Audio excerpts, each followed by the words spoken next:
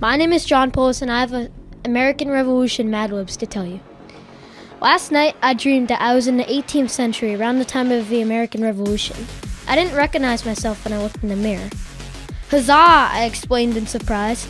I had long, light, curly hair that looked just like a polar bear was sitting on my head. I wore a long red coat and was surprised to find a banana in my pocket. I turned around and saw that Miles and my dad were also with me. "'Tis the season," I said to Nathan, who replied by saying, "Monopoly's about to start outside. Will you be playing?" I agreed, and we running outside to play Monopoly. After around 22 minutes, the sky began to turn blue, and it started raining, Sprite. So we all picked up a bag and caught it. We went inside where there was a small old table, and everyone sang "Twinkle, Twinkle, Little Star" while we drank Sprite.